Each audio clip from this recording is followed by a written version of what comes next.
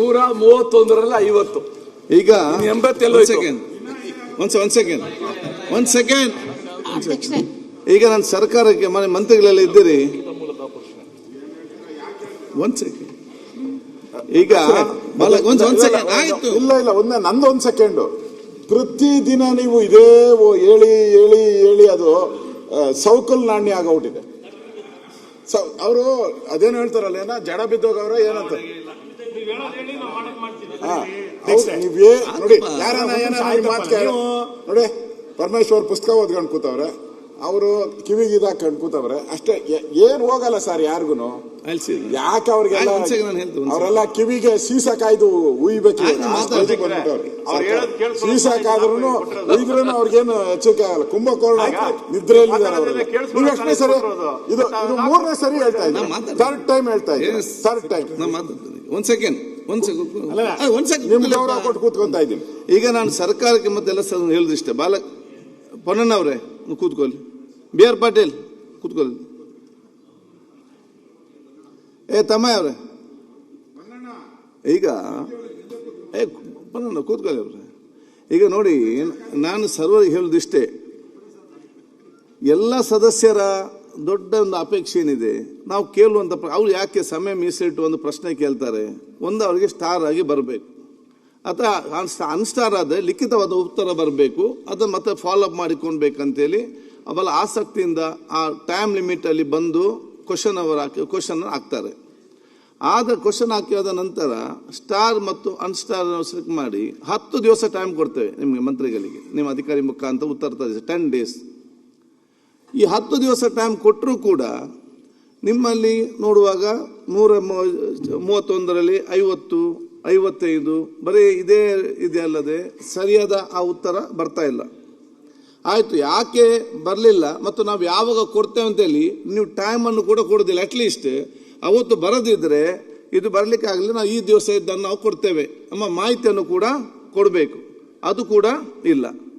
ಅದರ ನಂತರ ಯಾರಾದ್ರೂ ಫಾಲೋ ಅಪ್ ಮಾಡಿದ ಮಾತ್ರ ಉತ್ತರ ಹೋಗ್ತಾ ಹೊತ್ತು, ಇಲ್ಲದ 1 ವರ್ಷ ಆದರೂ ಕೂಡ ನಿಮ್ಮ ನೋಡುವಾಗ ನಿಮ್ಮಲ್ಲಿ ರಿಪ್ಲೈ ಬರುವುದಿಲ್ಲ. ಅದಕ್ಕಾಗಿ ನಾವು ನಮ್ಮ ಡೆಪ್ಯೂಟಿ ಲೀಡರ್ ಅವರ ಲೀಡರ್ಶಿಪ್ ಒಂದು ಕಮಿಟಿ ಮಾಡಿದ್ದೆವು. ಯಾರಾದರೂ ಆನ್ಸರ್ ಅನ್ಸ್ಟಾರ್ ಪೆಂಡಿಂಗ್ ಇದ್ದರೆ ಅದನ್ನು ಆ ಕಮಿಟಿ ಮುಖಾಂತರ ಅಧಿಕಾರ ಕರೆಸಿ ಆದರೂ ಅದರಲ್ಲಿ ಕೆಲವರು ಬಂದು ಕೆಲವರು ಕೊಡ್ತಾರೆ, ಇನ್ನು ಕೆಲವರು ಕೊಡೋದಿಲ್ಲ. ಇದಕ್ಕೊಂದು ಅಂತಿಮ ಒಂದು ಫುಲ್ ಸ್ಟಾಪ್ ಹಾಕದಿದ್ರೆ ಇದು ಯಾವಾಗಲೂ ದೊಡ್ಡ ಮಟ್ಟದ ಸಮಸ್ಯೆ ಆಗುವ ವಿಚಾರ ಇವತ್ತು ಆಗ್ತದೆ. ಯಾಕೆಂತ ಹೇಳಿದರೆ ನೋಡಿ, ನಾವು ಇಷ್ಟ ಸೆಷನ್ ಎಲ್ಲ ಕರೆದು ನೀವು ಕೇಳಿದಂಥ ಪ್ರಶ್ನೆಗೆ ಒಂದು ಉತ್ತರ ಕೊಡ್ಲಿಕ್ಕೆ ಆಗದಿದ್ರೆ ಇದರ ಅರ್ಥ ಏನು ಬರ್ತದೆ? ಸದಸ್ಯರು ಯಾಕೆ ಪ್ರಶ್ನೆ ನಿಮಗೆ 4 ಕ್ವಶನ್ ಕೇಳಬೇಕು? ಆದ ಕಾರಣ ಅವರು ನಮಗೆ ಭಾವನೆ ಅರ್ಥ ಆಗ್ತದೆ, ಅದು ನಮ್ಮ ಜವಾಬ್ದಾರಿ ಇದೆ.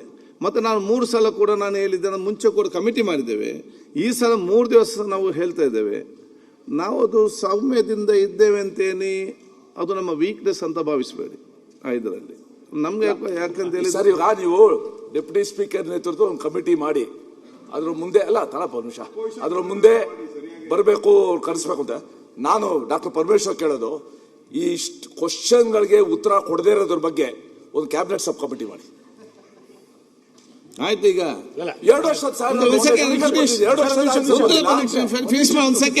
ಸುರೇಶ್ ಕುಮಾರ್ ಅವರೇ ಕನ್ಫ್ಯೂಸ್ ಮಾಡಿ 1 ಸೆಕೆಂಡ್ ಡೆಪ್ಯೂಟಿ ಅವರು 1 ನಿಮಿಷ. ಆದ ಕಾರಣ ಯಾಕೆಂತ ಹೇಳಿದ್ರೆ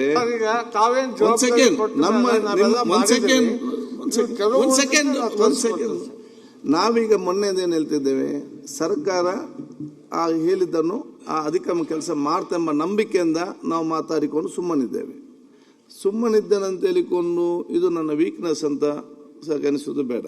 ಇದಕ್ಕೆ ಬಗ್ಗೆ ನಾವೊಂದು ಅಂತಿಮ ಇದಕ್ಕೆ ತರಲೇಬೇಕಾಗ್ತದೆ. ಮತ್ತು ಅದು ಹಾಗೈತಿ ಈಗ ಅಂತ ಹೇಳಿ ಅದಕ್ಕಾಗಿ ಬಹಳ ಗಂಭೀರವಾಗಿ ಸರ್ಕಾರ ಇದನ್ನು ಆಲೋಚನೆ ಮಾಡಬೇಕು. ಅವರಿಗೆ ಉತ್ತರ ಕೊಡಬೇಕು. ಉತ್ತರ ಕೊಡದಿದ್ರೆ ಯಾಕೆ ಆಗಲಿಲ್ಲ, ನನಗೆ ಎಷ್ಟು ಟೈಮ್ ಬೇಕಂದ್ರೆ ಬರೆದು ಕೊಡಬೇಕು ಪ್ರತಿಯೊಬ್ಬನಿಗೆ ಕೂಡ. ಆ ಮಾಹಿತಿದು ಕೆಲಸ ಆಗ್ಬೇಕಂದ್ರೆ ಸರ್ಕಾರ ಬಹಳ ಸ್ಪಷ್ಟ ಹೇಳಿಕೆ, ಇಲಾಖೆವಾರು ಎಷ್ಟೆಷ್ಟು ಬಾಕಿ ಇದೆ ಅನ್ನೋದು ಒಂದು ಪಟ್ಟಿ ಮಾಡಿಸಿ ಅದು ಹೇಳಿದ್ದೇನೆ ಮಾಡ್ಲಿಕ್ಕೆ ಹೇಳಿದ್ದೇನೆ. ಲಿಖಿತವಾಗಿ ಮಾನ್ಯ ಅಧ್ಯಕ್ಷ ಲಿಖಿತವಾಗಿ ಮುದ್ರಣ ಮಾಡ್ಕೊಂಡು ಆನ್ಲೈನ್. ಹಾಗಾಗಿ ಬಹಳ ಅದೇ 1 ನಿಮಿಷ ರೀ, ಅವ್ರದ್ದು ಬೇರೆ ಅಲ್ಲ. ನಾನು ಅಧ್ಯಕ್ಷ, ನಂದು ವಿನಂತಿ, ನಾನು ಉಪಾಧ್ಯಕ್ಷ. ಮುಗಿಬಾರಪ್ಪ, ನಾನು ಸದನ ಮುಗಿಯೋದ್ರೊಳಗಾಗಿ ನಂದೇನು ಅಬ್ಜೆಕ್ಷನ್ ಇಲ್ಲ. ಆನ್ ಮಾಡಿ, ಮೈಕ್ ಆನ್ ಮಾಡಿ. ಸದನ ಮುಗಿಯೋದ್ರೊಳಗಾಗಿ ಎಲ್ಲರಿಗೂ ಜೋಗಿ ಮಾತ್ರ ಕೇಳು. ಮೀಟಿಂಗ್ ಕರೆದು ನಾನು ಉತ್ತರಗಳನ್ನು ಒದಗಿಸ್ತೀನಿ. ಓಕೆ. ನಾನು ಮನೆ ಅಧ್ಯಕ್ಷೆ ನಿಮ್ಮ ಕಳಕಳಿಯನ್ನು ನಾನು ಅರ್ಥ ಮಾಡ್ಕೊಂಡಿದ್ದೀನಿ. ನಮ್ದು ನೀವು ಪೀಠ ಸದಸ್ಯರ ರಕ್ಷಣೆಗೆ ಬರಬೇಕು, ಸರ್ಕಾರದ ರಕ್ಷಣೆಗಲ್ಲ. ನಾವು ಸ್ಟಾರ್ ಕ್ವಶನ್ ಆಗಲಿಲ್ಲ ಅಂತೇಳಿ ಅಪಾತಪ್ಪಿ ಪಡ್ಕೊಳ್ತಾ ಇದ್ದೀವಿ. ಯಾವ್ದಾದ್ರು ಕ್ವಶನ್ ಬಂದಾಗ ಅದಕ್ಕೆ ಸರಿ ಉತ್ತರ ಸಿಕ್ಕಿಲ್ಲ ಅಂತಂದಾಗ ನೀವು ಸರ್ಕಾರಕ್ಕೆ ಜೋರು ಮಾಡಲ್ಲ ಅಥವಾ ಅಧಿಕಾರಿಗಳಿಗೆ ಎಚ್ಚರಿಕೆಯನ್ನು ಕೊಡಲ್ಲ, ಅದು ಆಮೇಲೆ ಮಾಡೋಣ ಅಂತೇಳಿ ಅದನ್ನ ಮೆಲ್ಲಕ್ಕೆ ಮುಂದಕ್ಕೆ ಹಾಕ್ತೀರಿ. ಅದು ಉತ್ತರ ಸಿಗೋದೇ ಇಲ್ಲ. ಅದು ಕ್ವಶನ್ ಮುಂದಕ್ಕೆ ಹೋಯ್ತು ಅಂದ್ರೆ ಏನು ಅಂತ ಗೊತ್ತಿದೆ. ಅನ್ಸ್ಟಾರ್ ಕ್ವಶನ್ ಆನ್ಸರ್ ಬರೋದಿಲ್ಲ ಅಂತಂದ್ರೆ ಯಾರು ಮೊರೆ ಹೋಗಬೇಕು ಅಂತ ಹೇಳಿ. ಓಕೆ. ದಯಮಾಡಿ ನೀವು ಅದನ್ನ ಒಂದು ಸ್ವಲ್ಪ ಗಂಭೀರವಾಗಿ ತೆಗಿ. ನಾನು ಕಳೆದ ಬಾರಿ ಅಧಿವೇಶನದಲ್ಲಿ ಯಾವ್ಯಾವ ಪ್ರಶ್ನೆಗಳಿಗೆ ಉತ್ತರ ಕೊಟ್ಟಿಲ್ಲ ಅಂತ ಕಾರ್ಯದರ್ಶಿಗಳಿಗೆ ಪತ್ರ ಕೊಟ್ಟಿದ್ದೀನಿ. ನನಗೆ ಇವತ್ತಿನ ತನಕ ಉತ್ತರ ಬರಲಿಲ್ಲ. ಬರಲಿಲ್ಲ ಅಂತ ಒಂದು ತನಿಖೆ ಮಾಡಿ, ಜಸ್ಟಿಸ್ ನಾಗಮೋಹನ್ ದಾಸ್ ಕಮಿಟಿ ರಚನೆ ಮಾಡಿ. ಒಂದೊಂದು ಪ್ರಶ್ನೆ ನನಗೆ ಈಗ ಅಭಯ್ ಪಾಟೀಲ್ ಕೇಳಿದ್ದು ಒಂದು ಪ್ರಶ್ನೆ ಇದೆ. ಇಡೀ ರಾಜ್ಯದ 15 ವರ್ಷದ ಕೇಳಿದ್ದಾರೆ, ನಾನೇ ಬರ್ದು ಕೊಟ್ಟಿದ್ದೀನಿ. 7 days ಟೈಮ್ ಕರೆಕ್ಟ್, ಅದು ಬರ್ಬೇಕಲ್ಲ. ಈಗ ಅಧ್ಯಕ್ಷರೇ, ತಾವು 3ನೇ ಬಾರಿ ನನ್ಗೆ ತಿಳಿದಂಗೆ 3ನೇ ಬಾರಿ ಹೇಳಿದ್ದೀರಾ. 4ನೇ ಬಾರಿ ಹೇಳುವಂತ ಪರಿಸ್ಥಿತಿ ಬರಬಾರ್ದು. ಅದಕ್ಕೆ ನಾನು ಇನ್ನೂ ಸದನ ಬಹಳ ದಿನ ಟೈಮ್ ಇದೆ, ಲೀವ್ಸು ಎಲ್ಲ ಇದೆ. ನಾನು ಸರ್ಕಾರ ತಾವು ತಮ್ಮ ಇದರಿಂದ ಇದುವರೆಗೂ ಕಳೆದ 3 ವರ್ಷದಲ್ಲಿ ಯಾವ್ಯಾವ ಇಲಾಖೆಗೆ ಎಷ್ಟೆಷ್ಟು ಪ್ರಶ್ನೆ ಹೋಗಿತ್ತು, ಎಷ್ಟೆಷ್ಟು ಪೆಂಡಿಂಗ್ ಇದೆ ಅಂದ್ರೆ ಯಾರು ಬ್ಲ್ಯಾಕ್ ಶಿಪ್ ಅನ್ನೋದು ನಮ್ಗೆ ಗೊತ್ತಾಗ್ತೈತೆ. ಯಾವ ಅಧಿಕಾರಿ ಸೋಮಾರಿ ಆಗಿದ್ದಾನೆ, ಯಾವ ಅಧಿಕಾರಿ ಹೋಗಿ ಗಾಲ್ಫಲ್ಲಿ ಹೋಗಿ 4 ಗಂಟೆ ಕೂತ್ಕೊಂಡು ಗಾಲ್ಫ್ ಆಡ್ತಾ ಇರ್ತಾನೆ, ಯಾರು ಕ್ಲಬ್ಗೆ ಹೋಗ್ತಾ ಇದೆ, ಎಲ್ಲ ನೀಟಾಗಿ ಗೊತ್ತಾಗ್ತೈತೆ ನಮಗೆ. ಇಲ್ಲಿ ಸಮಸ್ಯೆ ಏನಾಗ್ತಾ ಇದೆ, ಈ ಗಾಲ್ಫ್ ಆಡೋರ ಸಂಖ್ಯೆ ಜಾಸ್ತಿ ಆಗ್ಬಿಟ್ಟಿದೆ. ಅಲ್ಲಿ ನೀವು ನೋಡಿ ಬೇಕಾದ್ರೆ ಎಲ್ಲ ಆರಾಮಾಗಿ ಇಟ್ಕೊಂಡು ಗಾಲ್ಫಲ್ಲಿ ಆಡ್ತಾ ಇರ್ತಾರೆ. ಇಲ್ಲಿ ನಾವು ಇಲ್ಲಿ ಫುಟ್ಬಾಲ್ ಆಗಿದ್ದೀರಿ. ಇಲ್ಲಿ ನಮ್ಮ ಕತೆ ಫುಟ್ಬಾಲು. ಅದಕ್ಕೆ ನೀವು ಈ ಸದನ ಮುಗಿಯೋದ್ರೊಳಗಡೆ ಎಷ್ಟು ಪ್ರಶ್ನೆಗಳು ಬಾಕಿ ಇದೆ, ಯಾವ್ಯಾವ ಇಲಾಖೆಯವರು ಕೊಟ್ಟಿದ್ದಾರೆ ಅಂದ್ರೆ ಆ ಅಧಿಕಾರಿ ಮೇಲೆ ನಿಮಗೆ ಇಲ್ಲೇ ಛೀಮಾರಿ ಹಾಕೋದಕ್ಕೆ ಒಂದು ಅವಕಾಶ ಆಗ್ತೈತೆ. ಮತ್ತೆ ಮಂತ್ರಿಗಳಿಗೂ ಅಷ್ಟೇ. ಪರಮೇಶ್ವರ್ ಅವ್ರೆ ಒಂದೇನು ನಿಮ್ಮ ಪರವಾಗಿ ಎಲ್ಲ ನಾನೇ ನಿಮ್ಮ ಪರವಾಗಿ ಮಾತಾಡ್ತೀನಿ. ಪಾಪ ಪರಮೇಶ್ವರ್ ಅವ್ರನ್ನ ಉತ್ತರ ಕೊಡಕ್ ಬಿಡಬೇಡಿ, ದಯವಿಟ್ಟು ಕೊಡಕ್ ಬಿಡಬೇಡಿ. ಅವ್ರು ನಿಂತ್ಕೊಂಡ್ರೆ ಇಲ್ಲೆಲ್ಲ ಸುಮ್ಮನೆ ಆಗೋಗ್ಬಿಡ್ತಾರೆ. ಗಪ್ಚಿಪ್ ಎಲ್ಲರೂ ಗಪ್ಚಿಪ್ ಆಗೋತಾರೆ. ಅದಕ್ಕೆ ಕೊಡಕ್ ಬಿಡಬೇಡಿ ಅವ್ರನ್ನ. ರಾಮಲಿಂಗಾರೆಡ್ಡಿ ಅವ್ರು ಬೇರೆಯವ್ರು ಬಿಡಿ, ಕೊಡ್ಲಿ ಅವರು. ನಾವು ಹೇಳೋದು ಒಂದು ನಿಮ್ದು ಒಂದು ಪೀಠ, ಆ ಸ್ಥಾನಕ್ಕೆ ಬಹಳ ಗೌರವ ಇದೆ. ಅದೆಲ್ಲ ಲಿಸ್ಟ್ ನಾನು ಮೊನ್ನೆ ತೆಗೆದೆ. ನೀವು ನಮ್ಮನ್ನ 18 ಜನ ಸಸ್ಪೆಂಡ್ ಮಾಡಿದಾಗ ನೋಡಿದೆ ನಿಮ್ಮ ಪವರ್ಸ್ ಏನೇನೈತೆ ಅಂತ ನೋಡಿದ್ರೆ ನನಗೆ ಭಯ ಆಗೋಯ್ತು. ಅಷ್ಟು ಪವರ್ಸ್ ಐತೆ ನಿಮಗೆ. ಅದನ್ನ ಸ್ವಲ್ಪ ಆ ಕಡೆ ಬಿಡಿ. ಒಬ್ಬ ಮಂತ್ರಿಗೆ ನಿಲ್ಸಿ ನೀವು ಮಾಡಿ ನೋಡಿ, ಆಮೇಲೆ ಅದ್ರ ಕತೆ ಎಲ್ಲ ಅಲರ್ಟ್ ಆಗಿ. ನಮ್ಮ ವಿಪ್ಪು ಅಷ್ಟೇ. ವಿಪ್ಪು ಒಂದೊಂದ್ಸರಿ ಬರೋದೇ ಇಲ್ಲ. ವಿಪ್ಪು ನಮ್ಮ ಕಾಂಗ್ರೆಸ್ ಪತ್ತನೇ ಇರಲ್ಲ ಒಂದೊಂದ್ಸರಿ. ಅವರು ಸಿಎಂಗೆ ವಿಪ್ಪು, ನಮಗಲ್ಲ. ಎಲ್ಲ ಇರೋಣ, ಇಲ್ಲ ಒಂದೇ ನಿಮಿಷ ಇರೋ.